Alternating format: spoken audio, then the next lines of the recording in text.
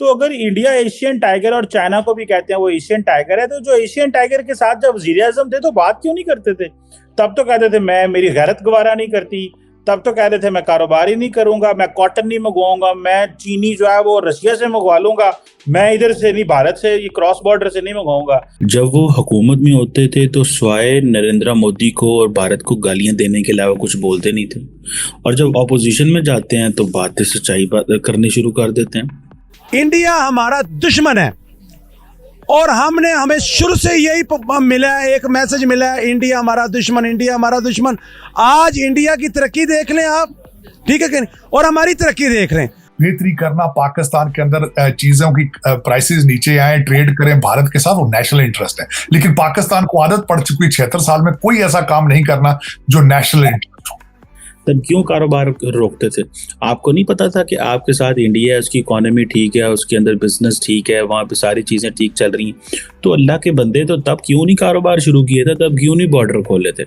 इतनी जहालत की बात यह है कि आपको पता है कि आपके मुल्क के साथ जो दो बड़े ममालिक हैं, इंडिया एंड चाइना, दोनों की 1.4 बिलियन पॉपुलेशन है, दोनों की जो जीडीपी है एक की 4 है, एक की 17 ट्रिलियन के करीब है, दोनों इतना बिजनेस कर रहे हैं, दुनिया उनको वर्ल्ड मार्केट समझती है, आपने वहाँ पे बॉर्डर बंद किए हुए हैं।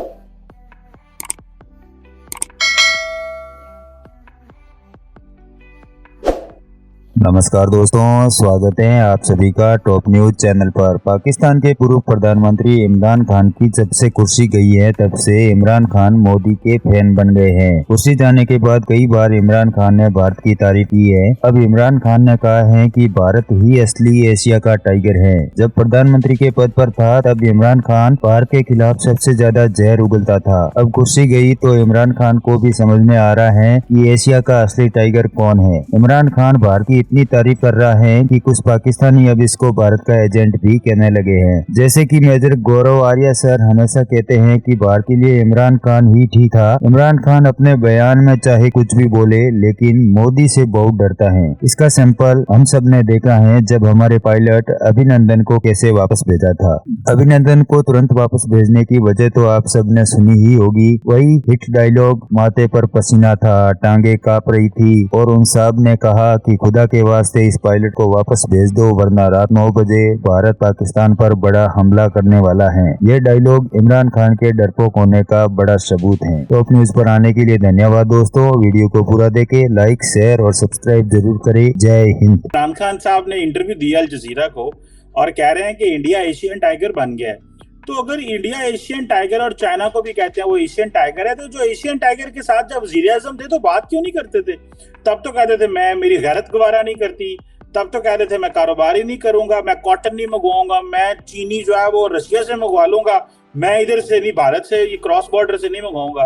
तो ये सियासतदान हमारे ऑपोजिशन में कुछ और होते हैं, हुकूमत में कुछ और होते हैं, पूछता भी नहीं है। बीमा साहब, उसकी वजह ये है कि अगर पाकिस्तान के भारत के साथ रिलेशनशिप ठीक हो तो वो पाकिस्तान के नेशनल इंटरेस्ट का प्रॉब्लम, वो एक इशू।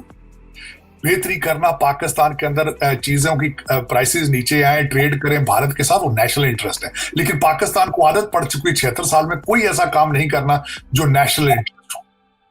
खान साहब, मुझे आज याद है हमने कई दफा ये बात की थी। एक दिन उन्होंने फैसला किया था कि ट्रेड खोला जाए भारत के साथ, लेकिन दूसरे दिन फौरन कह दिया था कि हम ट्रेड नहीं खोलेंगे। हमारे शहबाज शरीफ साहब ने भी ट्रेड मिनिस्टर भेजा है एम्बेसी हाई कमीशन ऑफिस में इंडिया में, लेकिन उसने ट्रेड नहीं किया, वो पकौड़े ही खा रहा है वहां। तो मेरा मकसद ये है कि हम कोई भी जो काम ऐसा नहीं करना चाहते जो नेशनल इंटरेस्ट में हो, जातियात और डॉलर बेस्ड पॉलिसीज बनाएंगे, वो यही होगा। खान साहब तो खैर किसी के साथ भी बात नहीं करना चाहते, वो सिर्फ अपनी मर्जी के चंद लोग हैं, वो बस इस तरह के वो उनके साथ ही बातचीत करते हैं, दूसरे लोगों के साथ तो वो बुरा मनाते हैं, वो बात उनके स्टैंडर्ड का वो नहीं ना।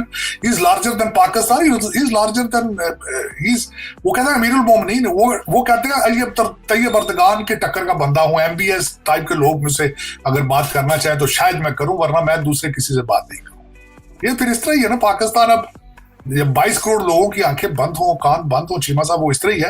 हालांकि भारत के साथ उस रीजन, भारत, आप एशियन टाइगर, अब इससे आगे कहां जाएंगे जब नेटो कह रहा हो कि हम आपको नेटो की मेंबरशिप देते हैं। आज की मैं बात आपको बताता हूं, 850 मिलियन लोगों की एक्सेस है ब्रॉडबैंड। 8 बिलियन ट्रांजिशन है उनकी यूपीआई की, वो जो ट्रांजिशन डिजिटल इंडिया की बात कर, तो जिस तरीके से वो आगे निकल के आ रहे हैं, they have command on information technology. अब असला अफ्रीका में बेच रहे हैं चीमा सब बना के। तो मेरा मकसद है कि आप उनके साथ छेड़छाड़ में खामखा छेड़ते। मैं तो ये हमेशा मिन्नतें करता रहा हूं, मैं वास्ते डालता रहा हूं पाकिस्तानी बच्चों को कि उनके चैनल देखें, कोई नकल कर ले वहां से। अगर तरक्की, मैं समझता हूं कि अगर आप तरक्की करने के लिए खुद इन्वेंट नहीं कर सकते तो किसी की कॉपी कर ले, लेकिन ये उस नफरत में कॉपी भी नहीं करना चाहते। नफरतें इतनी पाल ली अंदर इतना। और मैं एक और बात बता, कई दफा नफरत में आप इतना आगे चला जाते हैं कि वो आपको हर्ट कर रही होती है। अब that is what is happening in Pakistan. आप उस नफरत में इतने आगे जा चुके हैं कि इट इज हर्टिंग नाउ। अगले दिन आपने रमजान के अंदर 3 दिन के अंदर 3 माइनॉरिटी के लोगों को कत्ल किया है, 3 रमजान के अंदर। तो मैं अब इससे ज्यादा क्या बताऊं? आपका इस्लाम, आपका स्टेट ऑफ पाकिस्तान क्या है, आपका स्टेट ऑफ इस्लाम क्या है, आपकी स्टेट ऑफ ह्यूमैनिटी क्या है? तो जब हुकूमत में थे तो तब ट्रेड क्यों नहीं करते थे? तब क्यों कारोबार रोकते थे? आपको नहीं पता था कि आपके साथ इंडिया है, उसकी इकोनॉमी ठीक है, उसके अंदर बिजनेस ठीक है, वहाँ पे सारी चीजें ठीक चल रही हैं। तो अल्लाह के बंदे, तो तब क्यों नहीं कारोबार शुरू किए थे? तब क्यों नहीं बॉर्डर खोले थे? आपका कोई दिमाग नहीं है? आप किस तरह के लीडर हैं?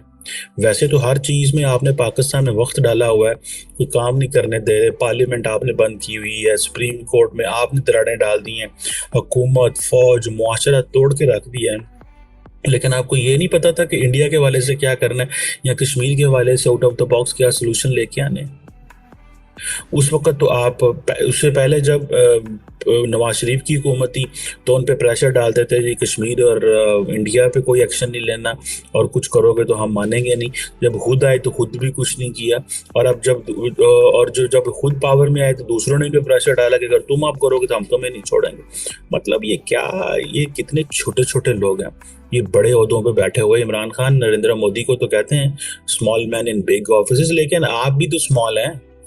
आपने कौन सा out of the box solution हमारे लिए निकाला है? लीडर तो वो होता है जो out of the box solution लेके आता है, जो लीड करता है, जो अपना पॉलिटिकल कैपिटल भी तबाह कर ले। आप पॉलिटिकल कैपिटल नहीं, आप तो अपना पर्सनल वो जो है ना, उससे बाहर ही नहीं निकलते कि मुझे कहीं नुकसान ना हो जाए। ये कॉन्फ्लिक्ट ऑफ इंटरेस्ट है। आप सारा टाइम कॉन्फ्लिक्ट ऑफ इंटरेस्ट के अंदर घूमते हैं कि भाई जी मेरा इंटरेस्ट ना डैमेज हो जाए, और मेरा इंटरेस्ट, और मैं क्योंकि पावर से बाहर चलूंगा लिहाजा इंडिया से बात नहीं करनी।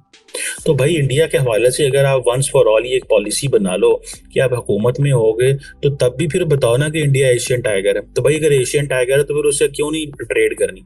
कितनी जहालत की बात यह है कि आपको पता है कि आपके मुल्क के साथ जो 2 बड़े ममालिक हैं, इंडिया एंड चाइना, दोनों की 1.4 बिलियन पॉपुलेशन है। दोनों की जो जीडीपी है, एक की 4 है, एक की 17 ट्रिलियन के करीब है। दोनों इतना बिजनेस कर रहे हैं। दुनिया उनको वर्ल्ड मार्केट समझती है। आपने वहाँ पे बॉर्डर बंद किए हुए हैं। आप समझते हैं कि वो जनाब इधर ट्रेड नहीं हो सकती। मैं तो पहले कह के थक गया हूँ। मैं तो यहाँ पे हर बंदे को कह के थक गया हूँ। ये कितनी जहालत है कि जिस मुल्क में प्रॉस्पेरिटी है, वहाँ बिजनेस है, वहाँ इकोनॉमी चल रही है, वहाँ पे आईटी है, ट्रेड है, दुनिया वहाँ पे आके फैक्ट्रियाँ लगाने की बातें कर रही है। आपने वहाँ पे दरवाजे बंद कर दिए, और इंडिया जाना हो तो दुबई के रास्ते जाना पड़ता है। मतलब शर्म महसूस करें।